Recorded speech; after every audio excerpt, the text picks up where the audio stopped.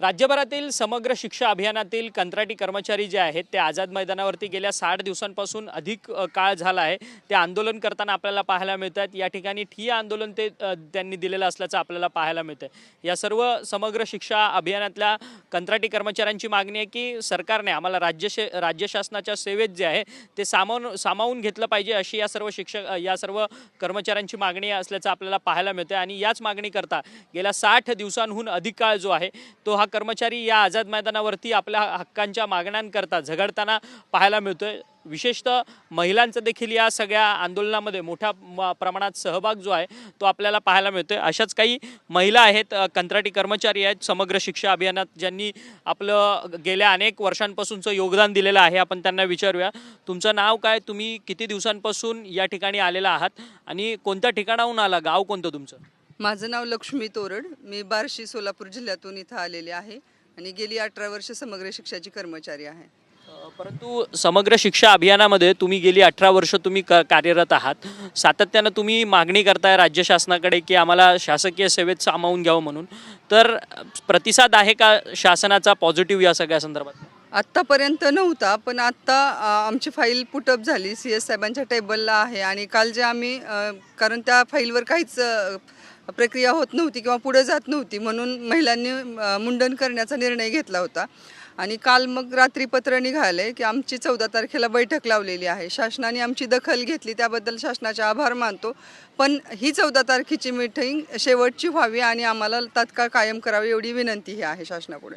पण तुम्हाला 14 तारखेच्या मीटिंगवरती तुम्हाला विश्वास आहे का आणि तुम्हाला त्याच्यामध्ये न्याय मिळेल असा विश्वास वाटतोय का? कारण की गेल्या तुम्ही बोलताय स्वतः तुम्ही 18 वर्षांपासून काम करतायत, 18 वर्षांपासूनचा हा लढा आहे सगळा, तो लढा 14 तारखेला यशस्वी होईल हा विश्वास आहे? विश्वास ठेवावा लागेल आता, कारण संघर्ष एवढा झाला आहे आमचा। 2 महिने झाला आम्ही सगळ्या महिला आणि आमचे बांधव पण इथं आहोत। मग एवढे 2 महिने लोकशाहीमध्ये इथं बसून जर काम होत नसेल तर हे होत, पण आता पत्र काढले, दखल घेतली, विश्वास ठेवूनच आम्ही 14 तारखेची वाट बघतोय। आम्हाला विश्वास वाटतोय की आमच्या सगळ्यांच्या मेहनतीचं फळ आम्हाला मिळणार आहे। 14 तारखेची मीटिंग यशस्वी होणार आहे आणि आम्ही कायम होणार आहे शासन सेवेत।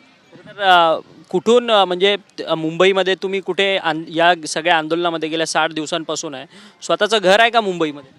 घर वगैरे काही नाही, आम्ही जिथे मिळेल तिथे कमी पैशात जिथे राहण्याची सोय होईल तिथं राहतोय। गेली 60 दिवस आम्हाला 33,000 फक्त मानधन आहे आणि त्या मानधनात आम्हाला 2-2 महिने मुंबईसारख्या शहरात राहणं कठीण झालेलं होतं, पण आम्ही काहीतरी पर्याय उसने वगैरे करून इथं आलेलो आहोत। आता 2 महिने आमच्या सगळ्या महिला मुंबईमध्ये राहत आहेत। आम्ही काही महिला आता परत पाठवल्यात की जिल्हा स्तरावर पण मुंडनाचं आम्ही निवेदन दिलं होतं आणि तुम्ही तुमच्या आपल्या जिल्ह्यात मुंडन करा म्हणून। आम्ही राहिलो तसेच, कारण आम्हाला माहीत होतं की आता शेवटीपर्यंत जायचं, एकतर कायम व्हायचं नाही तर इच्छामरण। आम्ही 2 मागण्या ठेवल्या होत्या शासनापुढे। आता आम्हाला त्यांनी काय देतात 14 तारखेला ते आम्ही बघतोय, वाट बघतोय। परंतु काही म्हणजे आता रिटायरमेंटची काही लोकांची वेळ आली आहे, अद्याप फक्त 2-3 वर्ष, काही लोकांच्या हातात 5-6 वर्षच शिल्लक राहिलेली आहेत।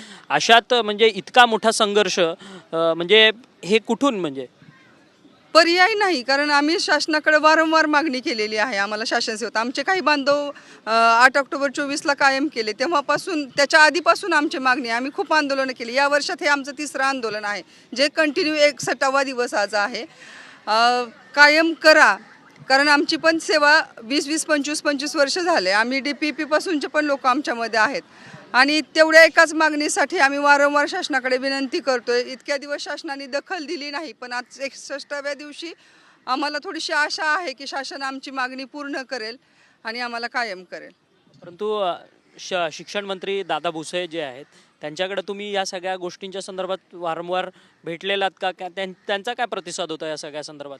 आम्ही बऱ्याच वेळा भुसे साहेबांना भेटलो, पण बऱ्याच वेळा त्यांनी की हा सगळा निर्णय CM साहेब घेणार आहेत म्हणून सांगितले आणि त्या संदर्भातली बैठक लावण्याच्या संदर्भात आम्ही गेले 1 महिनाभर प्रयत्न करतो, पण ती बैठकच लागत नव्हती।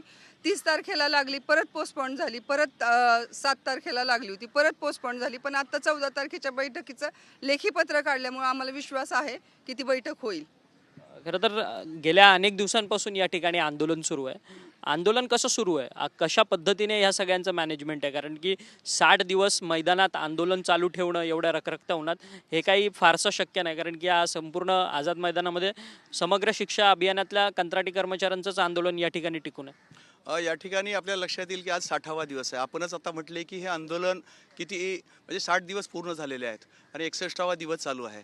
याची तीव्रता आजही जेवढी पहिल्या दिवशी होती तेवढीच आहे. त्यामुळे आपलं या प्रश्नाचं गांभीर्य आपल्या लक्षात येत असेल. कारण का की आत्ताच आपण सांगितले काय आमच्या बंधूंच्या महिलांच्या सेवा भगिनींच्या सेवा 1 महिन्यावर आलेल्या आहेत, काही दिवसाच्या 15 दिवसावर आलेल्या आहेत. 31 मार्चला आमचे 25 लोक रिटायर झाले, शासनाचा एकही पैसा घेतलेला नाही. आणि कुणाची सेवा 15 दिवसावर आणि 20 दिवसावर आलेली असेल तर त्याच्या कुटुंबाचे काय आलं असेल, त्याची मानसिकता काय असेल, या भावनेतून हे चाललेलं हे आंदोलन आहे. नाहीतर एखादं आपण आंदोलन बघतो हे अगदी पोटतिडकीनं, कारण हे अस्मितेचा प्रश्न आहे. कंत्राटी तर आहेच, पण आम्हाला अपमानित जीवन जे जगावं लागतंय तालुका लेवलला.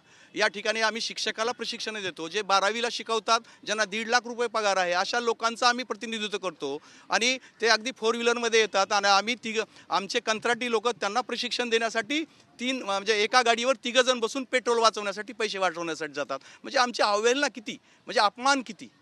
आणि झूट काय, झूटशी आझादी, हे सगळं आमचं हे अधिकारी आहोत, आम्ही अधिकारी आहोत, ऑफिसमध्ये जायचं, आमची अवहेलना, हे कंत्राटी आहेत तेवढ्यापुरतं आम्हाला इज्जत द्यायची आणि पुन्हा आमची टिंगळ करायची, हे आयुष्यभर. आणि सेटलमेंट होण्याचं एक वय असतं ना, कुटुंबाला सेटल करण्याचं एक ठराविक वय असतं, 25 ते 50. आणि 25 ते 50 वर्ष आमची, म्हणजे हे 20-25 वर्ष शासनाने आम्हाला फसवलं. आम्ही आशेनं राहिलो की बाबा कंत्राटी कर्मचारी आहोत, पण आज ना उद्या हे शासनाची सेवा आहे आणि आम्हाला घेताना अगदी सगळ्या रेग्युलर्स आणि रूल्स या ठिकाणी फॉलोअप केले आहेत. त्यामुळे आशा होती की बाबा आज घेतील, उद्या घेतील, पण 25 वर्ष झाली आणि आता आमचं 58 वर्षानंतर काय एकही पैसा मिळणार नाही, शासनाची कोणती योजना, कोणता लाभ आम्हाला मिळणार नाही. आमचं काय, ह्या भावनेनं. आणि एक आशा कोणती वाटायली या ठिकाणी आपल्या न्यूज चॅनलच्या द्वारे सांगू इच्छितो की हे देवाभाऊ ज्यावेळेस 12 डिसेंबर 2012ला त्यांनी आम्हाला शब्द दिलेला होता की आम्ही ज्यावेळेस सत्तेत येऊ त्यावेळेस आम्ही हे तुम्हाला अगदी पहिल्या दिवशी कॅबिनेटमध्ये हे करू. तर तो मला वाटतं योग आज ते आमच्या आज बैठकी लागलेली आहे, 14 तारखेला बैठकी आहे. पुढच्या कॅबिनेटमध्ये लगेच ते बैठक झाल्यानंतर पुढच्या येणाऱ्या कॅबिनेटमध्ये नक्कीच त्या 12 डिसेंबर 2012ची जी वचनपूर्ती त्याने जे शब्द दिलेला होता तो नक्कीच पाळतील, असा आम्हा सगळ्यांना विश्वास वाटायला लागलेला आहे. परंतु आता तब्बल 14 वर्ष झाली की ह्या सगळ्या गोष्टीला होऊन.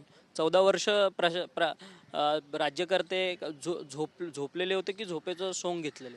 नाही, याबद्दल आम्ही प्रयत्न केले. म्हणजे आम्ही असं नाही, आम्ही वेळोवेळी आंदोलनं केली, वेळोवेळी आमच्या मागण्या मान्य करण्याच्या दृष्टीनं प्रयत्न केले, पण शेवटपर्यंत आम्हाला यश आलं नाही. पण आम्ही आमची जिद्द, आमची चिकाटी, आमचा आत्मविश्वास आम्ही म्हणजे सोडला नाही. आणखी आम्हाला आत्मविश्वास आहे. जर यांनी आणखी जर समजा यानंतरही समजा बैठक झाली आणि येणाऱ्या कॅबिनेटमध्ये जर निर्णय नाही घेतला तरी आम्ही हे आझाद मैदान मात्र सोडणार नाहीत, हे सगळ्यांनी आम्ही ठरवलेलं आहे. तर आझाद मैदान सोडणार नाही असा विश्वास यांनी दर्शवला.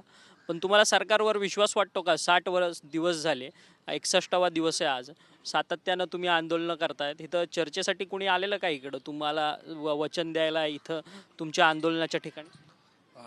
खरं बघितलं तर हे आंदोलन आमचं 61 दिवसापासून सुरू आहे, परंतु शासनाकडून कोणताही प्रतिनिधी आमच्या आंदोलनाला एक विश्वास म्हणून देण्यासाठी कोणतेही प्रतिनिधी आलेले नाही आहे. परंतु आम्ही फक्त या आंदोलनाच्या माध्यमातून एक सांगू इच्छितो, जरी आमच्या या मुंडन आंदोलनाला महिला मुंडन आंदोलन जे होणार होतं, या आंदोलनाला तात्पुरत्या स्वरूपात जरी स्थगिती आम्ही दिली, परंतु जे पत्र काढलेलं आहे की या पत्राचा उल्लेख करून आम्हाला त्याचा संदर्भ देऊन हे आंदोलन तुर्तास मागे घेण्यास आम्हाला सूचित केलं. आम्ही त्या सगळ्या गोष्टीचा मान ठेवून हे आंदोलन सध्या थांबवलेलं आहे. परंतु जी सभा आयोजित केलेली आहे या सभेचा सकारात्मक निर्णय जो आम्हाला शासन सेवेच्या मार्गाने घेऊन जाईल अशी आम्हाला अपेक्षा आहे. जर ते होत नसेल, नुसतं सभा लावून म्हणजे सभा लावली आणि तुम्ही माघार घ्या असं आम्ही हार मानणार नाही. आमची मुख्य मागणी ही आहे की जी सभा लावलेली आहे त्या सभेमधून जो सकारात्मक आम्हाला तो निर्णय पाहिजे आहे आणि तो शासनाकडे त्या दरबारी जाईल, कायमच्या दरबारी जाईल असा सकारात्मक निर्णय त्या सभेतून निघावं ही आमची शासनाला या सभेच्या माध्यमातून या आंदोलनाच्या माध्यमातून प्रमुख मागणी आहे. परंतु निघाला नाही तर काय पुढचं पाऊल असणार? आता तर 60 दिवस झालेले आहेत. जर या सभेमधून जर सकारात्मक निर्णय समोर आला नाही तर आम्ही जे आज तुर्तास महिला मुंडन आंदोलन जे थांबवलेलं आहे म्हणजे महाराष्ट्राच्या संस्कृतीला शोभनीय नाही आहे अशी ती पुन्हा आमच्या महिला कर्मचारी त्या आंदोलनाला हाती घेतील आणि आम्ही पुन्हा इशारा देऊ शासनाला. तर धन्यवाद तुम्हा सगळ्यांचे. खरं तर गेल्या अनेक दिवसांपासून हे सर्व समग्र शिक्षा अभियानातले कंत्राटी कर्मचारी आंदोलन करताना पाहायला मिळतात आहेत. आज 61वा दिवस आहे या सगळ्या आंदोलकांचा आणि खरं तर आज मुंडन आंदोलनाचा इशारा दिलेला होता महिला कर्मचाऱ्यांनी, परंतु शासनाने याची तातडीने दखल घेतली आणि त्यांना हे मुंडन आंदोलन करू नका, तुमचं या सगळ्या प्रश्नाच्या संदर्भात आता येत्या 14 तारखेला बैठक लावतोय अशा पद्धतीचं सकारात्मक प्रतिसाद सरकारकडनं दिला. त्यामुळे आता मात्र कुठेतरी एक पॉझिटिव्हनेस जो आहे तो या सर्व कंत्राटी कर्मचाऱ्यांमध्ये येताना आपल्याला पाहायला मिळतोय. त्यांचं देखील म्हणणं आहे की 14 तारखेची वाट बघूया. 14 तारखेला जर मात्र पॉझिटिव्ह सकारात्मक निर्णय शासकीय सेवेत कायम करण्याच्या संदर्भात आमच्या बाजूने लागला नाही तर मात्र आम्ही आझाद मैदान कायमचं सोडणार नाही. आम्ही इच्छामरण व्यक्त केलेली आहे, आम्हाला तो तरी मार्ग मोकळा करा अशा पद्धतीचं मत जे आहे ते समग्र शिक्षा अभियानातल्या हे सर्व कंत्राटी कर्मचाऱ्यांनी आपल्याशी बोलताना ह्या सगळ्या संदर्भातली माहिती दिलेली आहे. व्हिडिओ जर्नलिस्ट योगेश गुरवसह अक्षय मंकणी, TV9 मराठी, मुंबई.